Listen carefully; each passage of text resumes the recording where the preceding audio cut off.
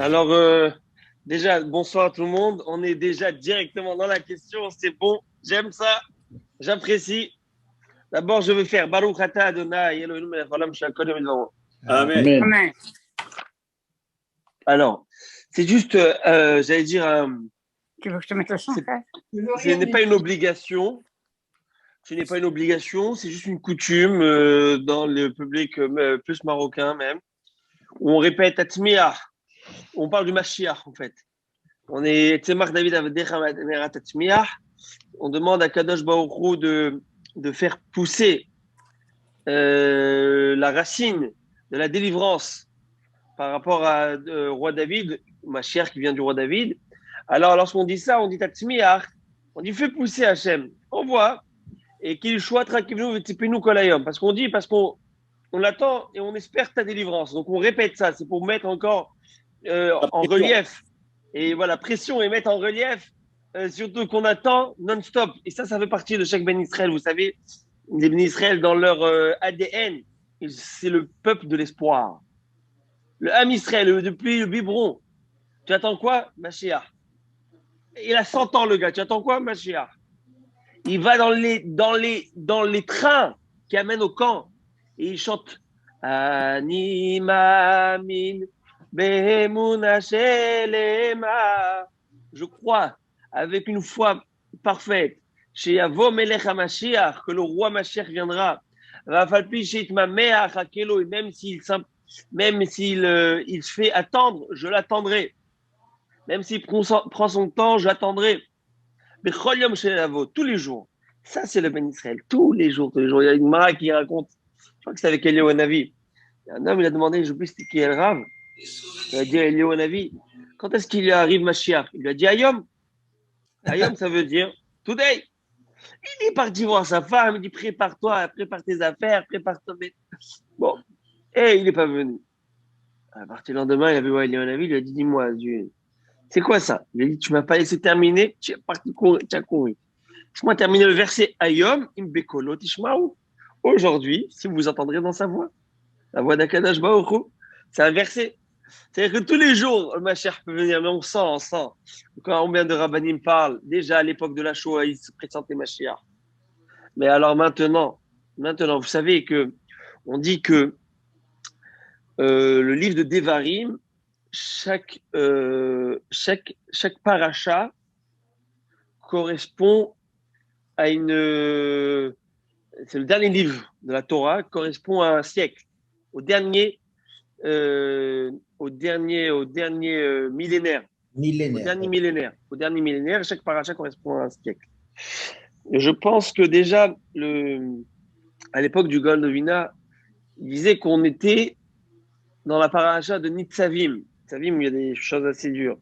Nitzavim Vayeler. Après Nitzavim Vayeler, il y a quoi? Azinu Zotaberacha. Je pense qu'à l'époque de la Shoah, il y a eu Azinu. C'est le moment où il y a beaucoup, malheureusement, de Kelalot, de malédiction. Et Vezota Beracha, c'est la dernière paracha, la Beracha. On supplie à Kadosh Baruch Bono, mettre du monde. On attend que ça. On attend depuis l'aube des, comment on dit ça? Depuis La nuit des temps. la Depuis nuit la des nuit des temps, on temps. attend Mashiach. Et on supplie que ce soit pendant le Seder de Pessah, on met le verre de Yohanavi et on se lève et on dit Veishe Amda, la votenu velanu. Et on dit Baruch Abba, Baruch Hamakom, Baruch Shenatan Torah, etc., etc. Et on a une Nemuna. Et c'est comme c'est écrit. C'est écrit. Benissan Nigalu, Benissan Atidi Nigel. À Nissan, ils sont sortis du premier exil et ils sortiront du dernier exil de mois de Nissan, Be'ezrat Hashem. C'est propice pour, je vous dis, avec beaucoup la chair de poule. Est-ce que parce que je suis fatigué ou parce que j'en ai, la vérité, c'est parce qu'on parle de Mashiach. Aïe, aïe, aïe. On supplie à Kadosh Baruch Hu Bémet. Et je veux vous dire, justement, j'ai préparé quelques lois de Pessah. Je me suis dit que dans tous les cours qu'on va avoir le mérite de partager ensemble, on va ouvrir une petite parenthèse sur des lois de Pessah, petit à petit, en loi de Nissan, pour pouvoir un petit peu appréhender la fête autrement, différemment, avec beaucoup de connaissances. Alors, il y a écrit que on ne fait pas je continue par rapport à ce point de Mashiach. On dit que on ne fait pas de vidouille de Tahanoun tout le mois de Nissan. Depuis le premier Rosh Chodesh Nissan jusqu'à la fin du mois de Nissan, on ne fera pas les supplications. Pour quelle raison? Alors, premier jour Rosh Chodesh où il y a eu l'inauguration du Mishkan. Les 12 premiers jours, c'était les 12 premiers jours où chaque Nassi, chaque Fila, chef de tribu apportait un korban. Donc, c'était, pour toute la tribu, c'était un moment de Yom Tov, de joie. Donc, on ne fait pas pour ça de Tahanoun. Puis après, le 13e jour, c'était une fête, la fête collective, de clôture de l'inauguration. 14e jour, Nissan, c'est quoi? C'est l'abattage de l'agneau pascal. 15e, c'est Pessah. C'est ça. Pessah, il y a 7 jours. 7 jours, 21. 22e Nissan. 22 Nissan, c'est Soufrag. Et après, le 23, et etc., ça va être les jours de fête qu'on va faire pour le futur Beth Amikdash. Il va être construit Bezrat Hashem, on espère que ça. Donc déjà, nous, prime abord, on est tellement confiants qu'il va y avoir Beth Amikdash, pour nous, c'est déjà jour de fête. Et donc, c'est pourquoi on ne fait pas Tahanoun tout le mois de Nissan. Alors, le show de ce soir, on va faire pour le Elun Nishmat Mordechai Claude Ben Rachel Shriki. Ben Orovida. Non, Elbaz. Elbaz. Très bien. Alors que ce show soit le Nishmato, qui est Nishmato Torah Bitro Haïm. Et pour la réfoua shlema de tout le monde, Amen. et qu'Akadosh Baruch Hu nous envoie Mashiach. Alors, c'est la semaine de ma mère. Alors, bien sûr, le nom Mesoda Batama. Mesoda Batama Nishmata Began Eden Elion. Alors, ok. Alors, Rabota. Et également pour ma nièce qui vient de décéder, Galit Ruth Batvarda. Galit Ruth Batvarda. Et également ma femme Ruth Batsolika. Ruth Batsolika.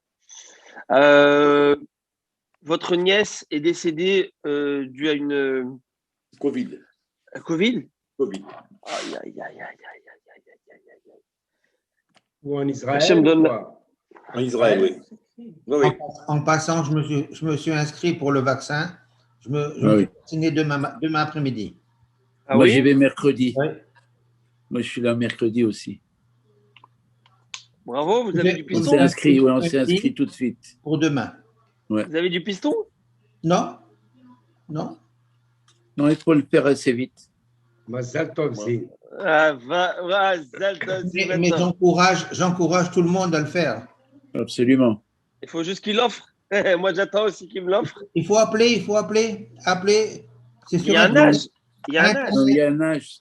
C'est notre âge maintenant, Henrique. Ah oui, c'est ça, c'est pas âge. Maintenant, c'est 70. Ah ouais, en Israël, ils font les 16 ans et moins. Mais La vitesse, ça marche. En Israël, parce que la majorité. Dans tous les plateaux de télé, ils parlent. Ils parlent d'Israël, Voilà. ils parlent de. Ils disent qu'on est Israël, c'est le modèle. Ouais, le modèle, exactement. Bon, Bezrat Hashem. Et au point où j'ai vu que M. Netanyahou, il s'apprête. On va avancer dans le limoud, mais il s'apprête à. Il a peur. Enfin, il a dit qu'il faut se préparer au pire, qu'il faudra refaire les vaccins chaque 6 mois. Vous imaginez? Ça va devenir quelque chose, une routine peut-être. On ne s'espère pas, mais bon. Et en train de monter une usine, en Israël, c'est ça. Pour construire les vaccins. C'est ça. Alors, Bezrat Hashem. Hashem va nous envoyer le grand vaccin final. Mashiach, now, c'est fini. D'accord? Plus besoin de cette rarouette, plus besoin de prendre de tours, rien du tout. Il va venir. Vous connaissez cette histoire je l'avais raconté. Vous m'avez raconté avec, je crois que j'ai oublié c'était quel rave, très grand Admour, qui était donc en Europe de l'Est, chez un fermier, un paysan qui lui a donné le gîte et le couvert, et il l'a vu faire le Tikkun Hatzot.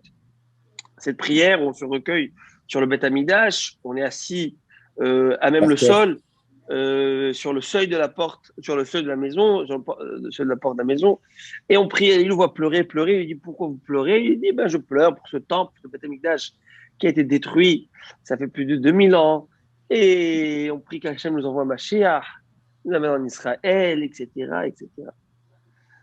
Alors il va le voir, et il le voit, il lui dit, et à cette époque, il y avait les Cosaques qui pillaient des régions et qui violer les dames, etc. Baruch haba Rabbi Marc. Alors, à un moment, il va le voir le lendemain, il dit Rabbi, j'ai beaucoup prié pour Mashiach. Il dit ah oui, bravo. Oui, qu'ils prennent tous les Cosaques en Israël et qu'ils nous laissent tranquilles. En tout cas, donc le gars, il est tellement petit, il reste dans son petit métro boulot dodo. Non, il faut voir plus grand. Il faut voir plus grand. Maintenant, la paracha de cette semaine, c'est paracha de Kitissa. C'est une paracha qui est, j'allais dire, monumentale. Parce que cette fameuse paracha où il y a le Hegel à Zahav, où il y a la faute du veau d'or, toute cette faute-là, qu'est-ce qui s'est passé? Où c'est Aaron à Cohen qui a fait cette faute. Aaron à Cohen qui a, entre guillemets, fait le veau d'or. Comment ça se fait? Vous savez qu'il y a écrit dans le Passouk, je vais vous dire, le Passouk est écrit comme ça. Vayomer Aleem à Aaron, Aaron va dire donc aux gens qui le sollicitaient à faire un dieu, enlevez les boucles d'oreilles des oreilles de vos épouses. Tu es sûr qu'en faisant ça, les femmes ne vont pas donner les boucles d'oreilles facilement. Eux, ils sont partis arracher tout. Pour les faire patienter, vous voulez gagner du temps. Parce que Moshe Rabbeinu leur a dit, je descendrai dans 40 jours.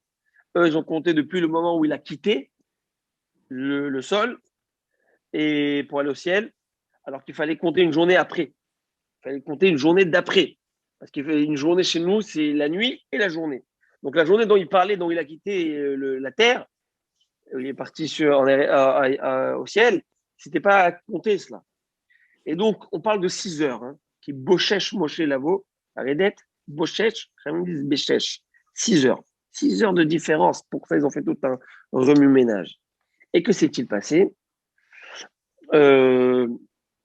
Vaïkah Miyadam, donc il a pris des mains l'or, Vayatsar Oto Baheret, Vayaseu Egel Masecha, il en a fait, il va le fusionner, bref, Vayaseu Egel Masecha, il va en faire un veau, statue, quoi, Vayomer Ele Elohecha Israël, ils vont dire voici ton Dieu Israël, écrit Vayar Aaron, Aaron a vu, Vayiven Misbeh Lefanav, il a créé un hôtel, il a fabriqué un hôtel, il a construit un hôtel. Et Aaron leur a dit demain on va faire la fête. C'est une fête pour Dieu. Donc en 2 mots, faire la Avodah Zarah. C'est écrit Vayar Aaron. Aaron a vu, il a construit un hôtel. Qu'est-ce qu'il a vu? Bono Shalom. Qu'est-ce qu'il a vu? Il n'y a pas écrit. Vayar Aaron. Aaron a vu quoi? Il a vu ce qui s'est passé. Le veau, qu'est-ce qu'il a vu? Tout de suite, Rashi, il a vu beaucoup de choses, Rashi. Il a vu beaucoup de choses. Premièrement, il a vu son neveu mort devant lui. Il voit le sang jaillir devant lui. Hour, c'est le neveu de Aaron, le fils de Myriam. Le fils de Myriam. Okay. Et qu'est-ce qui se passe? Pourquoi Hour? Parce que lorsque Moshe est monté, il a dit je vous laisse 2 remplaçants, Aaron et Hour. Mibal Dvarim, Migash Alem. Si quelqu'un a un problème, qu'il aille les voir. Eux, ils sont à même à répondre à toutes les questions. Donc, pour eux, c'est des dirigeants par intérim. Construisez-nous un Dieu. Il va dire, mais ça ne va pas. Vous avez perdu la tête ou quoi? Qu'est-ce que vous avez pris ce matin? Eh bien, ils vont me dire, écoute, tu n'as pas le choix, tu nous construis un Dieu. Nous, on veut un Dieu. C'est plus profond, il faut comprendre qu'est-ce qu'il cherchait là-bas. Il va dire, il n'en est pas question. Moi, je regarde mes principes. Vous voulez me tuer, tuez-moi. Ben, on va tuer. Tuez-moi. Il s'est fait tuer. Ribono Shalom. Lorsque Aaron voit le sang de son neveu comme ça, il est liquéfié. Il voit ça, il a vu ça, il dit, je fais. Plus encore, Rachid dit, il a dit, je préfère qu'on dise que c'est moi qui a fait, mais non pas eux. Et il a dit comme ça, si je leur demande à eux de construire un hôtel, chacun va amener une pierre, du ciment, tac, tac, en 2 minutes, en 2 temps 3 mouvements, avec l'aide de chacun et la solidarité. Ils vont construire très vite le misbéach. Moi, je vais leur dire que c'est moi qui va le faire. Moi, je vais prendre mon temps, une pierre, je vais arranger, je vais tailler, tant que Moshe vient. Et entre-temps, Moshe n'est pas venu. Et la question que demande Chachamim, Bono Shalom, À votre avis, je vous pose la question. Qui est plus grand, Aaron ou Hur? Qui est plus grand? Qui est idéaliste? Qui est-ce qu'on peut dire, ça c'est un dirigeant? Ça c'est un dirigeant. Aaron ou Hur? Hur qui a tenu sur ses principes ou Aaron qui, entre guillemets, s'est fragilisé? Il a dit, you know what, vas-y, je fais. Aaron. Donc vous dites que Aaron est plus costaud que Hur? Et plus, comment dire, et plus, Oui, parce que et plus Dieu l'a choisi, élogieux? Dieu l'a choisi pour accompagner Moïse auprès des Égyptiens. Encore une fois, pas par rapport à ça. Je parle par rapport à l'incident que je viens de vous montrer maintenant. Aaron voit son neveu, il a peur qu'il lui arrive la même chose, il dit non, non, je le fais. Il s'est donné pour Dieu. On s'est tué, qui douche Aaron, il n'a Hachem pas peur pour pour lui. sanctifier le nom de Dieu. Aaron, il n'a pas peur pour lui, il a peur pour le peuple. C'est-à-dire quoi, il a peur pour le peuple? Pourquoi pour le peuple? S'il préfère qu'on vienne dire que c'est lui qui a fait le veau d'or plutôt que le peuple, c'est déjà qu'il s'en paie pour le peuple. Donc c'est beau, c'est ce que Rachid dit. Mais combien? Et alors? Ce peuple, c'est des impies. Mais d'après moi, c'est Hur qui est plus grand que Aaron.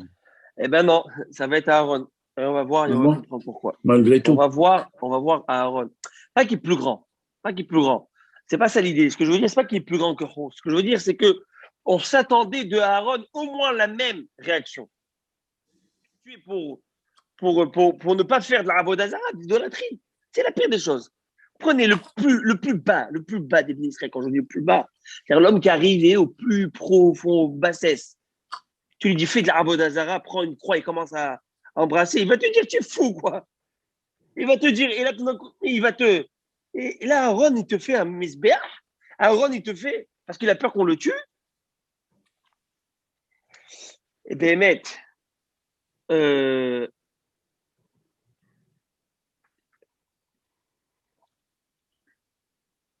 plus encore. On va voir que Aaron à Cohen va recevoir le mérite d'être le Cohen, le fameux Cohen Gadol, qui va servir au Mishkan. Pourquoi? Parce qu'il a fait ce qu'il a fait. Et là, tu te dis, mais quel rapport? Au contraire, parce qu'il l'a fait, ça, il va avoir. Alors, tu vas me dire, oui, le Mishkan, il y a le Mishbeach, c'est pour au contraire laver, nettoyer et faire pardonner le Ham Israël de cette faute. Tu peux dire ça. Mais tu peux dire au contraire. Au contraire, c'est pas lui choisir, ok, on va faire un Mishkan, on va faire un Mishbeach, on va nettoyer le Ham Israël grâce à l'expiation, mais pas lui, pas cette personne qui a fait le Mishbeach, c'est lui qui va être le dirigeant dans le Mishkan, il y a un truc qui va pas. Non, ça va être lui. Pourquoi? Alors là, c'est un peu long. C'est pourquoi je vais dire rapidement, très rapidement, mais Blin et dire peut-être Shabbat, on va exprimer toute l'idée et toute l'histoire. Il faut revenir dans l'histoire juive. Plus tard dans l'histoire juive, on verra quelque chose. Et là, vous allez voir la grandeur de Aaron à Cohen. Aïe, aïe, aïe. Il y avait 2 rois d'Israël. Il y avait quoi? Il y avait 2 rois en Israël. D'abord, il y avait le roi David, le seul roi. Puis après, Shlomo, son fils. Il y avait eu l'unité dans le Ham Israël. Dès que son fils, à Shlomo, le petit-fils de David, s'appelait Rehavam, à ce moment-là, il va y avoir un schisme. Vous connaissez ce fameux schisme qu'il va y avoir dans le Ham Israël. Il va y avoir un roi pour 2 tribus, Yehuda et Binyamin, et un roi sur 10 autres tribus. Le fameux Racha Merusha, Yerovam ben Nevat. Yerovam, le fils de Nevat, qui va bloquer, interdire le pèlerinage au temple, au Saint-Temple, mais il va obliger au contraire faire de la Avodah Zarah devant des veaux dans 2 endroits, en Shomron et à Dan, dans 2 endroits, 2 territoires en Israël. Il va créer des fêtes païennes et il va même mettre des nouveaux prophètes, enfin des nouveaux, comment on appelle ça, des Nevi à Sheker de faux prophètes, etc., etc.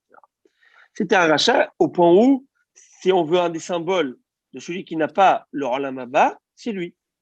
Yerovam ben Nevat, c'est un des rois qui n'a pas le Olam Haba. C'est un des rares, les seuls, presque, il y en a 4, si je ne m'abuse, qui n'ont pas Halek le Olam Haba. Maintenant, lui, il meurt, pas fini. Il va y avoir prochain roi, Ahav. Ahav. Alors lui, ce Ahav, quel sadique. Vous connaissez ce Ahav. Et sa femme Isabelle, plutôt ce que vous voulez. Et elle a fait tuer tous les vrais prophètes. Il faut voir quel massacre il a fait. Mais je crois que le prophète Ovadia a réussi à cacher 100, 50 dans une grotte, 50 dans une autre grotte. Mais c'est monstrueux ce qu'elle a fait, cette femme. Elle n'avait plus aucun scrupule. Elle voulait, par exemple, une fois, elle a vu son mari qui n'était pas bien. Elle a dit, pourquoi tu n'es pas bien? Elle a dit, parce que je veux le vignoble de Naphot à Israël, il ne veut pas me le vendre. Un beau patrimoine, vous savez, un beau château, un château de Bordeaux, là. Avec quelque chose comme ça, joli. Enfin, château. Aujourd'hui, on peut dire en Israël qu'ils sont à la hauteur. Hein, dites-moi la vérité. Château de. Du pape. Voilà, Binyamina ou je ne sais moi. Il m'a dit, je veux parce que j'ai un champ à côté, je voudrais avoir ce. Il a dit, mais mon chéri, pourquoi tu stresses? Moi, t'arranges le problème. Elle a loué 2 témoins. Ils le sont allés au tribunal pour dire que cet homme, il a fait une faute dont il est condamnable à mort. Et elle va le faire tuer sans problème, sans gêne. Elle va se faire déchiqueter par des chiens à la fin de sa vie. Hachem va dire, la seule chose qu'ils n'ont pas mangé les chiens, et Hachem va lui dire, le prophète, là où les chiens ont léché le sang de Navot et Israéli, cet homme, ils lécheront le tien. Oh, ne t'inquiète pas. Il va amener tout le peuple à la sécheresse. Parce que il a lancé un défi au prophète Eliyahu. Il lui a dit, regarde, l'élève est plus grand que le maître. Le maître, Moshe Rabbeinu, il a dit que si on fait Abodazara, va Atzar et Hashamaim velo yematar. Vous connaissez tous ce verset. J'arrêterai la pluie, il n'y aura plus d'eau. Et nous, on fait Abodazara matin, midi, soir, tout va très bien pour nous. Tandis que Josué, Yoshua, il a dit une fois, il a mis en anathème, celui qui osera construire la ville de Jéricho, mourra lui et ses enfants. Et ben voilà, comment il s'appelle? Hiel Betaïli l'a fait. Et il est mort, lui, tous ses enfants. Et sa malédiction a marché. Et le maître, Moïse, il a dit, Abodazara, il ne va pas avoir pluie. Il a dit, ah oui, c'est ça comme tu dis, tu verras. Sécheresse pendant 3 ans. Il n'y avait même plus de quoi manger. Il y a Khamim disent qu'il y avait écrit, qu'il y avait 5 chevaux dans tout Eretz Israël. 5 chevaux pour manger. Il n'y avait plus rien, plus rien. Il lui a dit, tu es un sadique, tu fais tuer ton peuple. Bref.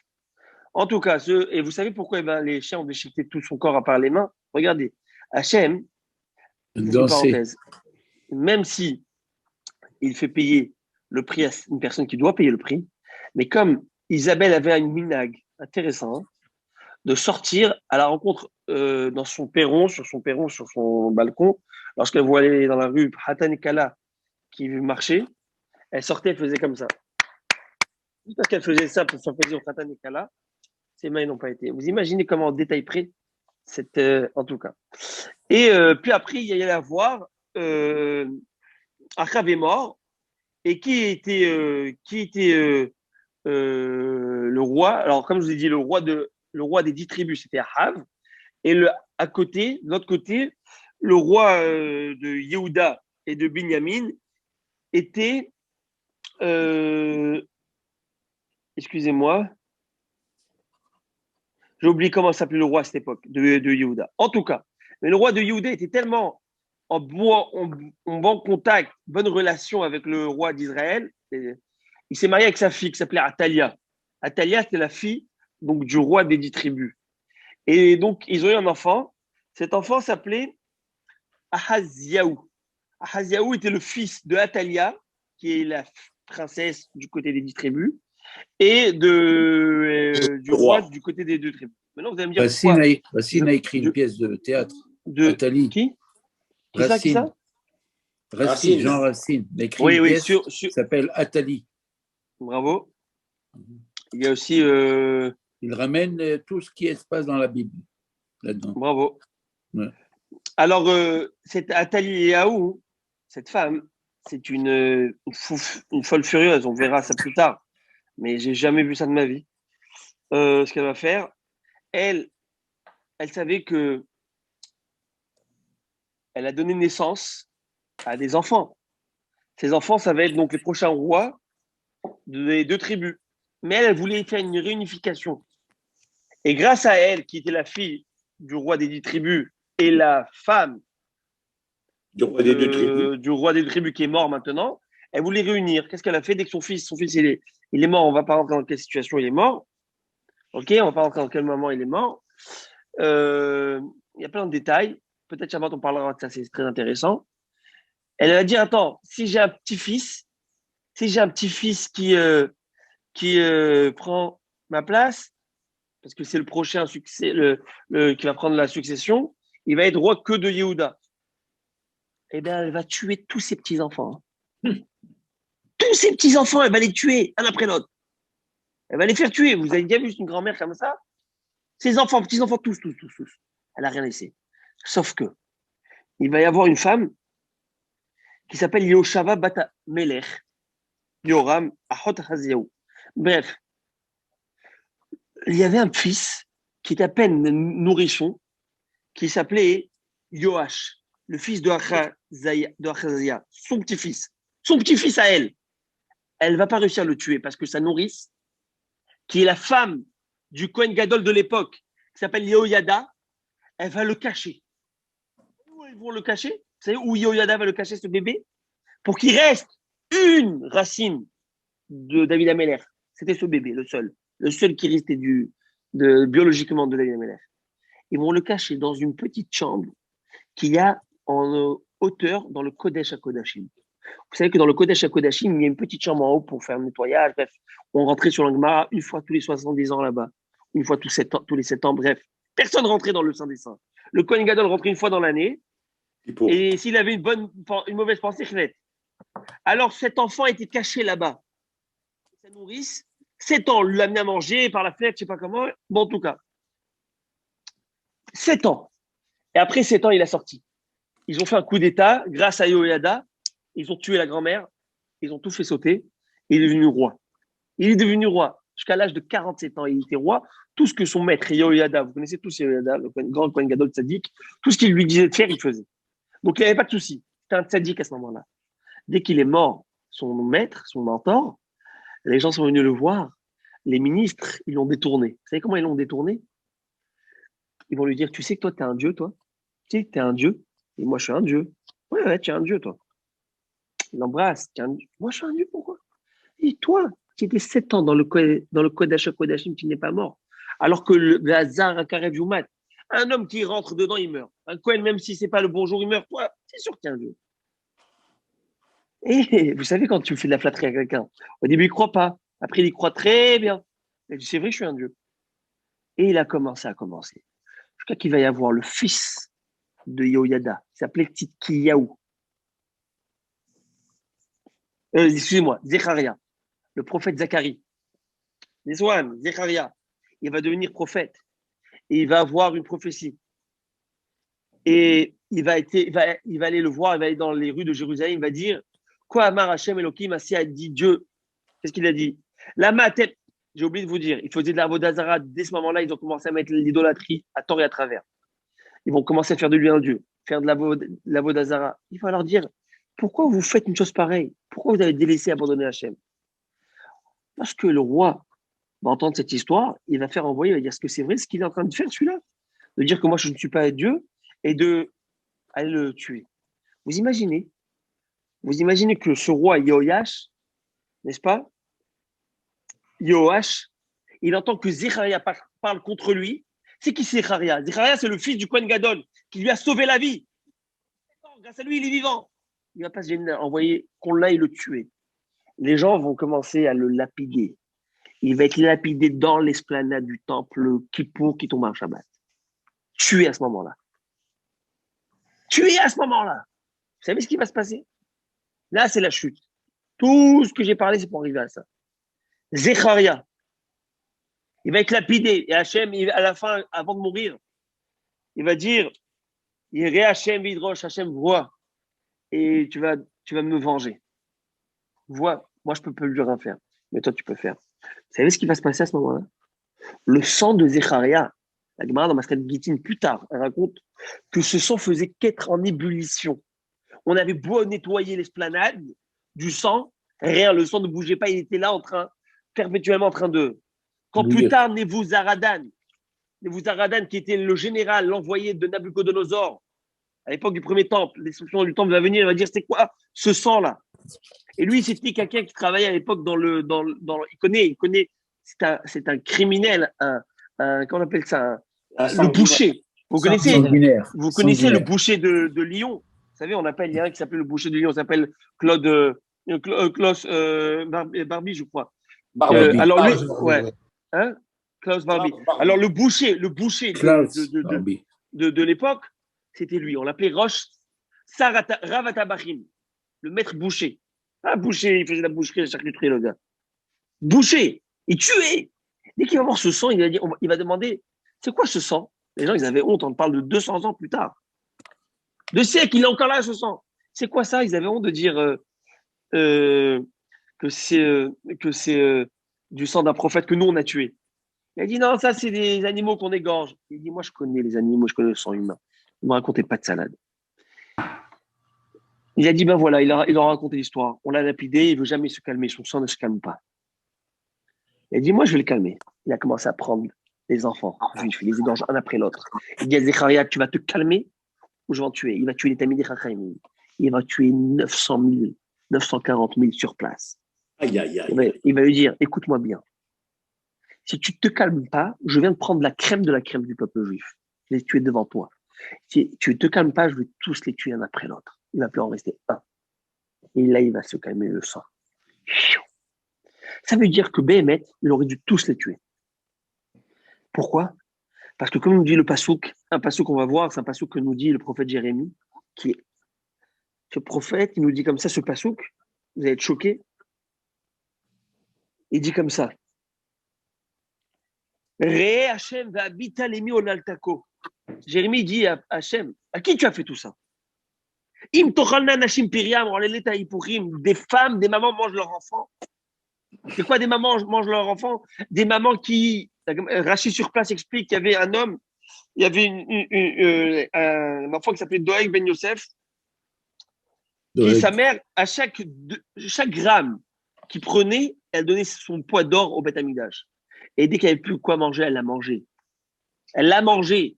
Pourquoi Hachem tu as fait ça?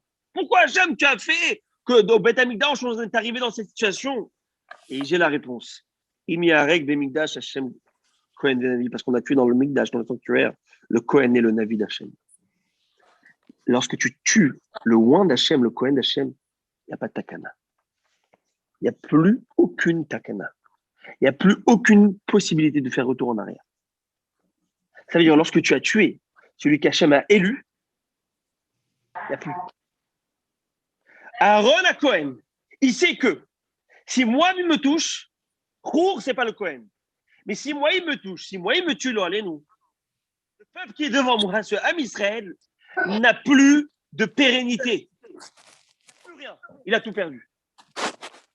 Comment manière qu'on voit. Excusez-moi, Rabbin. Comment Dieu a-t-il pu permettre qu'on égorge, qu'on tue 940 000 enfants? 940 000 sur Bamo. C'était 3 millions en fin de compte. Mais comment il a permis de choses pareilles? Oui. Le Ham Israël est arrivé à une situation mais les enfants sont innocents. Mais les enfants sont innocents. Je ne peux pas comprendre toute l'image. Je n'ai pas l'idée pourquoi cet enfant, pourquoi ci, pourquoi ça. Je ne peux pas vous donner la réponse comme ça. Je n'aurais pas. Mais une chose est sûre, c'est que vous, Ham Israël, à ce moment-là, vous n'avez plus de balises. Vous n'avez plus de boussole. Vous faites ce que vous avez envie. Je vous envoie un prophète. Vous le lapidez dans mon sanctuaire. Vous le tuez, ça veut dire qu'en fait, vous me crachez dessus. Il n'y a plus rien. Vous me crachez dessus. C'est-à-dire qu'il n'y a plus rien. Il n'y a plus rien qui peut vous amener à la raison. S'il n'y a plus rien, si vous vivez par moi, c'est moi qui vous donne la vie. Et vous utilisez cette vie contre moi. Où un homme peut avoir des faiblesses. Un homme peut tomber. Mais il comprend qu'il tombe. Il sait que c'est une faiblesse. Il sait que c'est un échec. Mais quand il prend le revendicateur, c'est ce Navi, ce prophète qui vient et qui dit « Je viens au nom d'Hachem ». Et tu prends et tu fais quoi? Tu tais ce Navi. Tu tues ce Navi. Tu tues la parole de Dieu. C'est pas possible. Excusez-moi, mais pourtant, Dieu a enseveli, a fait tomber Korah dans les tréfonds de la terre par je sais pas moi, des rayons de feu ou je sais pas quoi. Donc, il aurait pu se manifester. Si c'était, à moins que ce soit sa volonté que ce Oui, soit sa volonté. encore une fois. Le Ham Israël, à cette époque, était, comme je vous ai dit, un seuil de crime. Ils tuaient à tort et à travers là-bas. Tout le monde tuait. Ils volaient, ils pillaient. Il y avait 3 avérotes à cette époque. À l'époque du premier Beth Amikdash, destruction du premier Beth Amikdash, il y avait les 3 avérotes, Avodazara, Gilou Yarayot, Shirou Damim. C'était monnaie courante. Personne tuait les autres tranquillement. Il m'a fait mal. Ça veut dire que c'était très grave. C'était très, très grave ce qui se passait. Akadosh Baruch Hu, il dit, je ne veux plus résider ici. Vous voulez revenir dans les lois de la nature, normales et du naturel. Vous voulez m'oublier, pas de problème. Ben, vous allez voir. Vous allez rentrer dans la cour des grands, dans la cour il y a des conquérants. Et ben voilà. Naturellement. Vous voulez m'oublier, il y a des conquérants. Les conquérants, ce sont des barbares.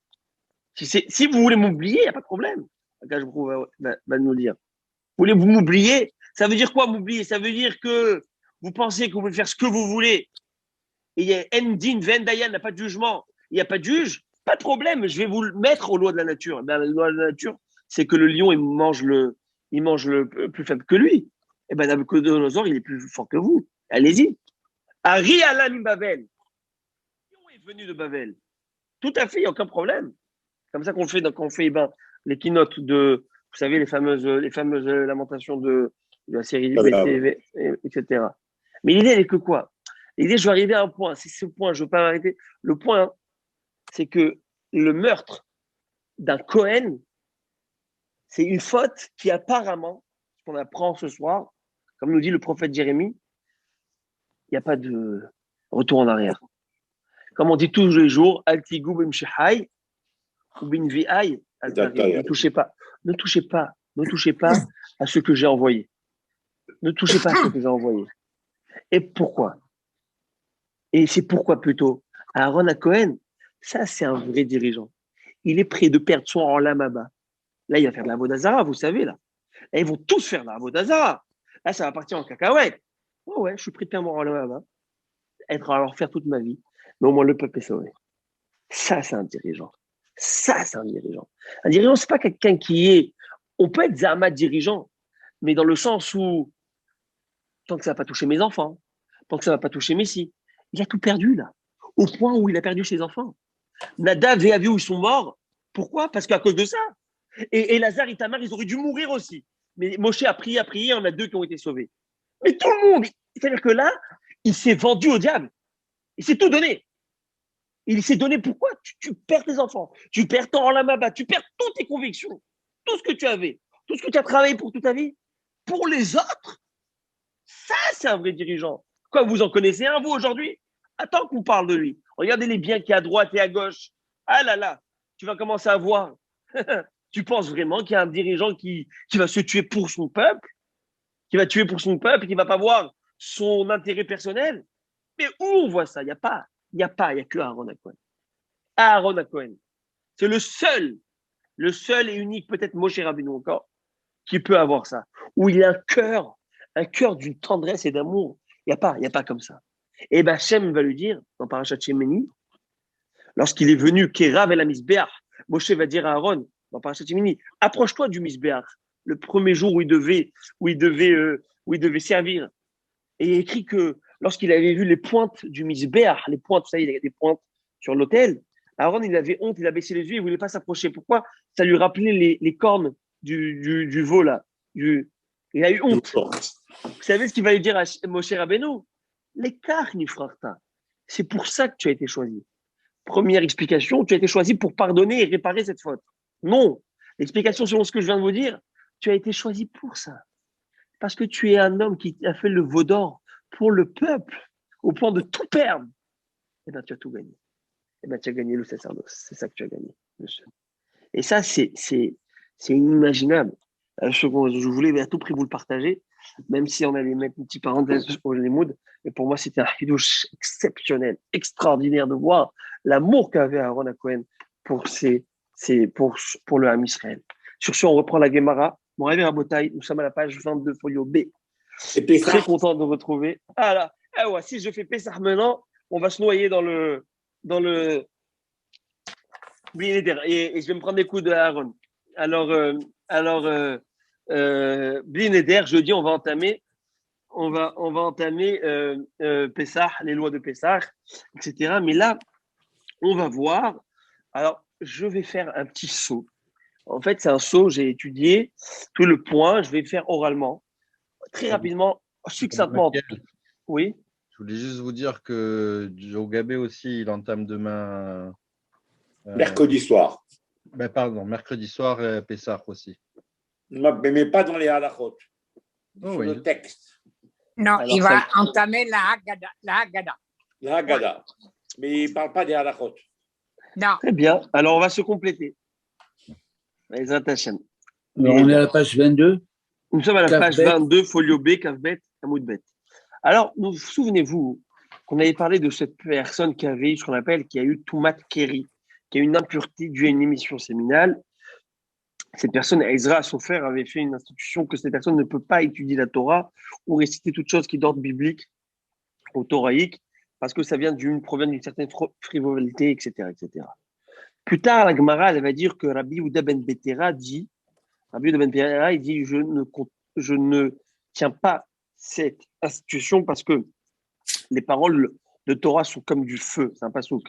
Alokot devarai kaesh, mes paroles sont comme du feu. Et de la même manière que le feu n'est pas quelque chose qui peut recevoir et contaminé par l'impureté parce que quelque chose qui n'est pas palpable, n'est-ce pas? Ainsi, la Torah, c'est quelque chose qui ne peut pas accepter l'impureté. Même si quelqu'un qui est impur, c'est pas grave, il peut toujours étudier la Torah. Et c'est ainsi que ça va être tranché, la halakha, d'une certaine manière. Mais la Gemara, elle va dire qu'il y a eu un certain substitut à la tevila, à l'immersion dans un mikvé lorsqu'on n'a pas un mikvé, on n'a pas toujours un mikvé pour pouvoir se purifier. C'est quoi? Ezra Sofer lui-même aurait permis de prendre un ustensile qui contient 9 cabines, un seau, qui contient 9 cabines environ 12 litres, et se verser dessus. Et en faisant cela, d'une certaine manière, il se purifie pour l'étude de la Torah. Et la Gemara, il y a des avis qui ne sont pas d'accord, il y en a qui vont être d'accord, etc., etc. Mais en gros, avec des détails, pas mal de nuances et des cas. Mais en fin de compte, la halakha, elle est que dans tous les cas, on peut utiliser les 9 cabines, ces litres, là, ces fameux 12 litres. Voilà, chaque cabine. Bien sûr, d'actualité, ça marche, on le fait. Vous savez, avant les fêtes, quelqu'un ne veut pas le mikvé, mais bien sûr, pour une femme ou pour un homme à l'époque du Beth Amikdash, où il devait manger à terouma ou entre Beth Amikdash, c'est caduc. Ça ne sert à rien, tout ça. Ça, ce n'est que dans le sens de la Torah, pour l'étude de la Torah, pour une certaine pureté. D'accord? Mais ce n'est pas pour la vraie tahara, la vraie pureté. Pour une femme, ça ne marcherait jamais. Et ni pour un homme à l'époque du Mikdash. Donc ça, c'est en gros tout ce qui était avant la Mishnah. Là, on va entamer une nouvelle Mishnah. Le début de la Mishnah va parler encore de ce Baal Keri, encore de cette personne qui a une mission séminale, mais ça va être très rapide et on va clore le sujet très rapidement avec cela. Et on va entrer dans un nouveau sujet, le sujet des lois et des halachot de la prière, quand une personne qui a des envies pressantes ou pas, quelqu'un qui doit aller aux toilettes, comment cette prière est considérée, etc., etc. On va faire quelques introductions pour pouvoir bien comprendre tous les sujets. Donc, on reste toujours dans un côté très halachique, gmaratique, classique. Et plus tard, ça va un petit peu plus se radoucir avec des propos un peu plus, j'allais dire, moins techniques, Bezrat Hashem. Mais nous, on garde le cap et on lâche rien, Bezrat Hashem. Sur ce, on y va, Rabotai, avec la Mishnah. Cette fameuse Mishnah, je vais lire et traduire phrase comme d'habitude et on va expliquer. C'est quoi que ce soit, vous faites signe. Aya Omed Batefila, Viniska Shubalker. Type, il est en train de prier. Et là, il s'avère que le gars, il a eu une émission similaire. Il se rappelle, en plein Amida. No problem. Lo Yafik, tu ne peux pas arrêter l'Amida. Il s'interrompre. Tu as déjà commencé. Et là, il est cactère. Par contre, tu dois abréger. Comment on abrège? On avait vu à l'époque. Ashivenu avinu toratecha, baruch ata Hashem, aroti b'tshuva. Ata chonel alam da'at, baruch ata Hashem, chonel adat. On enlève le milieu, vous voyez? Début, la fin, introduction, conclusion, intro, conclusion. Comme ça. Est-ce que c'est valable? C'est valable Comme prière? non, c'est valable dans cette situation. Mais dans un contexte normal, non, il faut faire toute la prière. D'accord? Maintenant, on verra qu'il y a une prière qui s'appelle Avinenu. Nous avons étudié à l'époque une prière qui a un résumé, un Oui, condensé oui, des oui, 18 qui est oui. toujours Oui, valable oui, dans oui, un cas oui. de force majeure, dans un cas où on n'a pas Ah le oui. choix, etc. Trois premiers, Peut-être trois vous derniers. vous Ah rappelez oui. les trois premiers, trois dernières, au milieu, une qui concentre celles du milieu. Vous vous souvenez? Alors, dans le cas maintenant, si quelqu'un, la Mishnah, elle va parler de quelqu'un qui s'est immergé dans un mikvé peu de temps avant l'heure limite de la récitation du schéma. Alors, c'est quand l'heure limite de la récitation du schéma? Vous allez déduire de ce que je vais lire.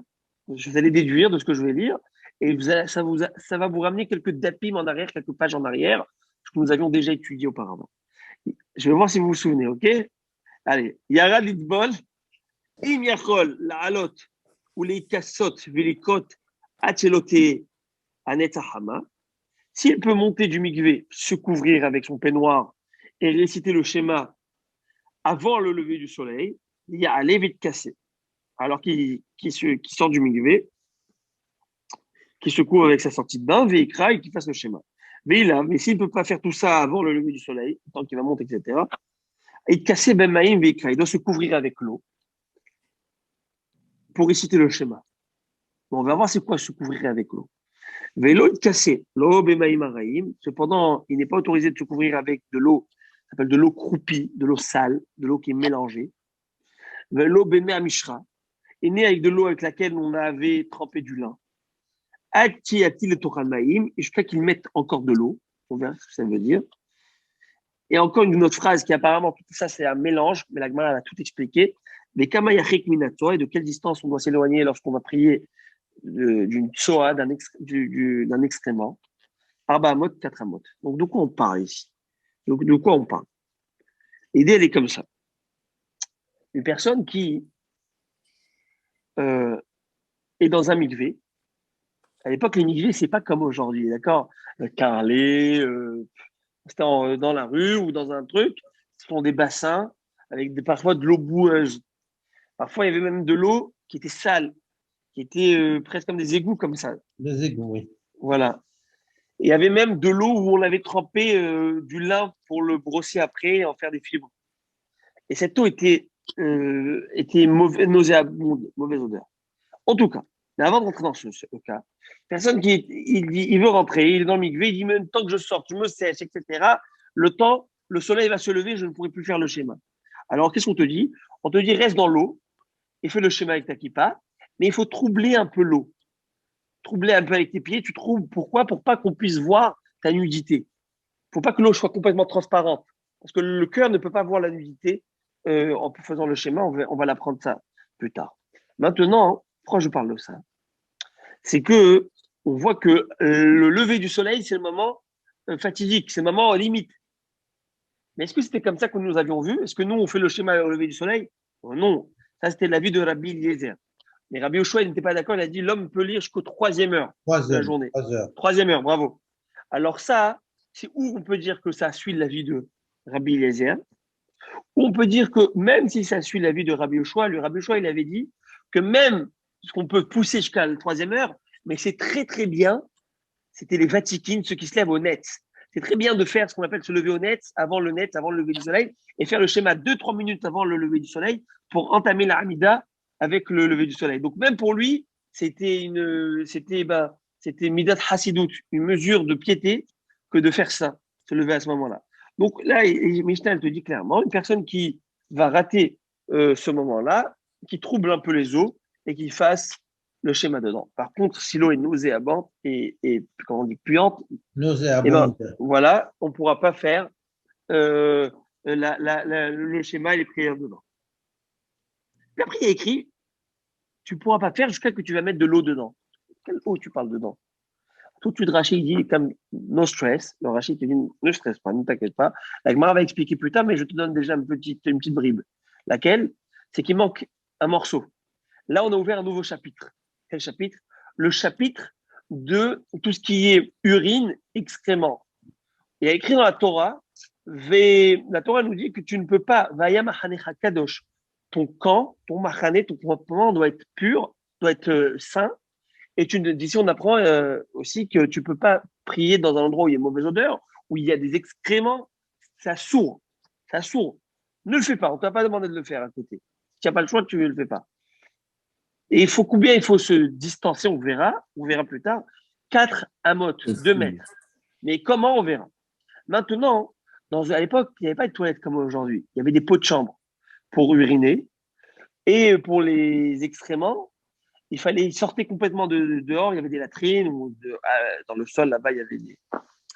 Alors, on te dit, dans le pot de chambre, s'il y a des urines qui n'est pas fermées et tu veux prier, tu dois prier, alors tu peux rajouter de l'eau dans le pot de chambre. Ça va diluer l'effet de l'urine. Et à ce moment-là, tu pourras prier à ce moment-là. C'est ça ce qui est écrit dans cette Mishnah. On vient de terminer la Mishnah. Là, on va entamer la Gemara. Et la Gemara, elle va ouvrir, elle va amener une Beraïta avec trois enseignements, encore une fois, par rapport à celui qui est une émission séminale. Mais tout de suite, après, on va fermer la parenthèse, on va clore le sujet et on va aller dans tout le sujet de propreté, d'hygiène vis-à-vis de la tefila. La Mishnah, la Gemara dit comme ça. Tanou Rabbanan, nos sages nous ont enseigné. Aya Omed Batefila Viniska Shubal Keri, donc le même cas de la Mishnah, quelqu'un qui était en train de prier et il récite la Hamida et il se rappelle qu'il était donc un Baal Keri, il ne doit pas, l'Oyafsik, il ne doit pas s'arrêter, et là il katia, mais il doit abréger. Aya Koreba Torah, par contre, il est en train de lire la Torah. Viniska Shubal Keri, et d'un coup il se souvient qu'il est, le gars, on l'a monté à la Torah, il se souvient qu'il est Baal Keri, il a eu une émission séminale, et non Mafsik, violé. Il ne peut pas s'arrêter rompu de l'arrestation et quitter. Et là, mais coré, mais il doit bredouiller. Rachid dit quoi, bredouiller? C'est faire vite, lis vite, à voix basse, fais vite. Rabbi Meir Omer, Rabbi Meir, il nous dit, il rajoute, un Baal Keri ne peut lire dans la Torah que 3 versets. Vous savez que lorsqu'on monte à la Torah, le minimum, même vous allez voir un Mosif ou le Maftir, le minimum pour lire la Torah, c'est 3 psukim. Donc, on te fait, lis 3 psukim et tu t'arrêtes là. Fais le minimum syndical et tu t'arrêtes ici. À ce moment-là, on a terminé ça fait 2 dapim presque, qu'on est dans le Valkyrie. C'est ça, on a terminé à ce moment-là tout ce sujet. Au Hachem, je suis très content qu'on l'ait fait, qu'on ne l'a pas sauté et qu'on l'a bien étudié. Et voilà. Maintenant, on avance. Taniaïda nous a enseigné dans une autre Beraïta. Un type, quelqu'un est en train de prier. Donc, il prie la Hamida. Dès que je dis prier, c'est la Hamida. Et il voit d'extrêmement devant lui. Ça arrive. Il voit une crotte, un chien ou quelque chose. Il voit d'extrêmement une main. Surtout à l'époque, il n'y avait pas de toilette. Il peut y avoir des enfants sans couche. Vous savez, ça peut arriver. Alors, tout de suite, qu'est-ce qu'on lui dit? Il doit avancer devant jusqu'à laisser donc l'excrément à 4 amotes derrière lui. Tu dois prendre 4 amotes de distance, c'est-à-dire 2 mètres, mais devant. C'est-à-dire que tu dois laisser derrière toi cette chose. Et là, la Gemara, elle va remettre cet enseignement en question. Elle va dire, Vatania, les Zidadim. Mais on a vu dans une autre Beraïta que le type, il peut s'éloigner même sur le côté. Il n'y a pas besoin que ça soit derrière lui. Réponse de la Gemara, l'okashia, defchar de l'ofchar. Normalement, tu dois dépasser cette chose, ça soit derrière toi. Si tu es dans une chambre, dans une pièce où tu n'as pas où aller, qu'il y a un mur devant toi, tu ne peux pas aller en arrière, tu peux te mettre de côté. Par contre, si tu es dans une chambre où tu as d'espace ou un endroit où tu as d'espace, tu ne peux pas te suffire d'aller de côté. Tu dois partir de cet endroit complètement et dépasser cet endroit. Et vous savez voir que tout ça, tous ces points sont tranchés dans la halakha. Ça peut avoir des répercussions halachiques d'actualité. Moi, j'ai des enfants de bas âge. Imaginez-vous, voilà, je fais la vida, la prière à la maison, d'accord. Surtout confinement parfois oblige. Et j'ai un enfant, mon bébé, qui vient et que je suis en train de faire la mida. Alors, vous savez, je vais raconter une petite blagounette. C'est que le gars, il va voir son rabbi, il lui dit, Rabbi, mon fils, c'est un tzaddik. Il a à peine 5 ans. Il joue avec les Legos. Il met les tuiles sur la tête comme ça. Il prend, il les met sur la tête ici. Et il fait comme ça, il tourne, il va à droite, à gauche. Il lui dit, espèce de kracham, arrête de prier à la maison, prie à la synagogue. Il fait que te voir. Alors, ma fille, la petite, pendant le confinement, alors moi, vous savez, quand je prie, on a la réaction de, On balance un peu, on se balance. Alors, j'espère que moi, je balance, je crois que je fais le reste des shalom. Alors, c'est une question.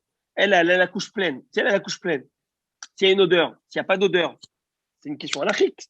C'est exactement les questions qu'on est en train d'étudier. Je dois m'arrêter, par exemple, s'il y a une odeur, je dois m'arrêter, je ne peux pas continuer. Je dois faire signe qu'on enlève. Et on verra combien, par exemple, si je dois m'arrêter, ou par exemple, quelqu'un, on verra, même si on est à la quelqu'un a des gaz. D'accord? Qu'est-ce qu'il fait? Pendant l'amida, il le fait pas, il attend qu'il y ait une odeur, qu'elle se dissipe. On appelle ça des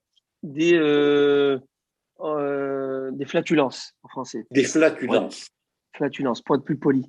Sur ce, on avance. La Mishnah dit comme ça. Ayamit palel, si quelqu'un est en train de prier, d'un coup il voit qu'il y a un excrément. Qu'est-ce qu'il fait? Amar Rabba, Rabba il dit bien qu'il ait fauté, sa prière est valable. Pourquoi il a fauté? Parce que à l'époque, c'était super courant que, d'accord, dehors, tu vas dehors, regarde s'il n'y a pas de saleté. À l'époque, il fallait t'organiser un endroit pour prier. Tu ne te l'es pas organisé, tu n'as pas vu que c'est propre, d'un coup tu dis, ah, il y a une saleté.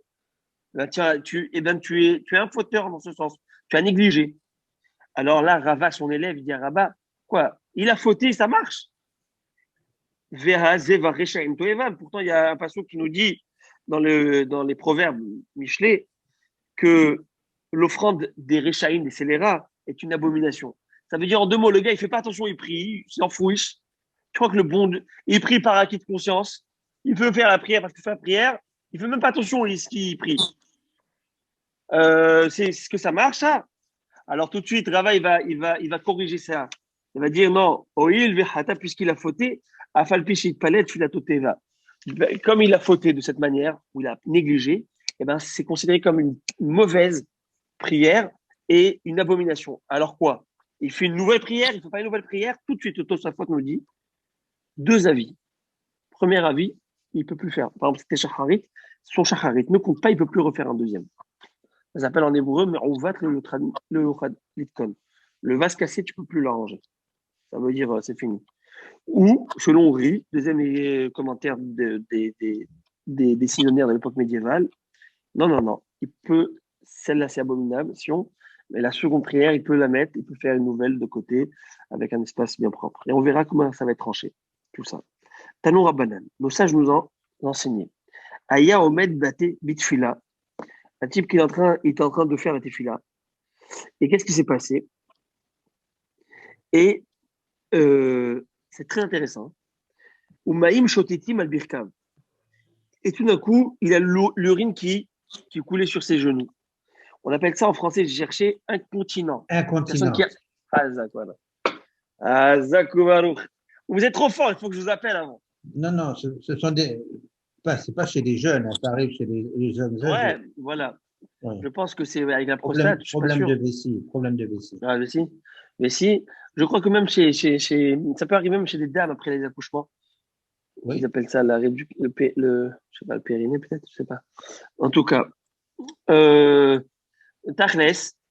Alors le gars il est comme ça, il a l'urine qui coule sur les genoux. Ça arrive. So what? Il fait quoi là? Il est en plein amida. Posek attire l'homme. Il doit s'interrompre le temps que l'urine s'arrête et que ça coule, ça va sur le sol. Et puis après il reprend sa prière. D'accord? Ça c'est ce que la Gemara dit. Bien qu'il est mouillé, bien qu'il soit mouillé. Non, il attend que le sol est absorbé. Bon, c'était pas carrelé à l'époque. Que le sol est absorbé, qu'il n'y ait plus de. Mais ses sous-vêtements sont pleins d'urine. Oubliez le sol. Mais sur lui, il a uriné sur lui. L'incontinence, c'est quand quelqu'un est habillé et qu'il évacue sans s'en rendre compte. Mais c'est des accidents. Alors, c'est une bonne question. Alors, très bonne question. Réponse, deux avis. Tosfot nous dit que si l'habit est mouillé, ton habit est mouillé, au point d'humecter, au point de mouiller autre chose, et tellement mouillé, ça fait, tu peux plus continuer. Tandis que d'autres ils disent non, l'urine, c'est pas des excréments. L'urine, ce n'est que d'ordre rabbinique et non pas thoraïque. Tu peux, même si c'est un peu mouillé, c'est pas grave, c'est un big deal. Mais tu dois arrêter, tu peux pas faire pipi et en train de prier. C'est honteux. Et tu es en pleine action vous voyez. Généralement, c'est incontrôlable pour eux, c'est pour ça. C'est ça, c'est exactement ça. Alors, maintenant, on va entrer dans toute une toute une mahloquette. Ah ouais. Je vais m'arrêter ici parce que là, si je commence, je ne dois pas m'arrêter, je dois faire d'un fil jusqu'à la page 23 où on va tourner. Et on va voir tout ça, mais vous allez voir que ce sont donc des sujets qui sont, comme vous dites, c'est des choses qui arrivent. C'est des choses qui arrivent. Et on me fait signe qu'il est déjà 9h01, alors je dois arrêter. Et je vous dis, très bonne soirée, très bonne fin de soirée, Bezat Hachem. Bémet, c'est toujours un plaisir de vous retrouver, de pouvoir. Un plaisir de partager ce t'entendre moment. aussi, Rabbi. Toda Merci. Rabba, merci beaucoup. Merci Bonne beaucoup. soirée. Allez, On a- ciao, bisous. On attend vos Bye. cours avec impatience tout le temps, vous le savez. C'est gentil. C'est gentil. Bye Merci bye. beaucoup. Dieu vous bénisse. Nous aussi. Surtout. Au revoir.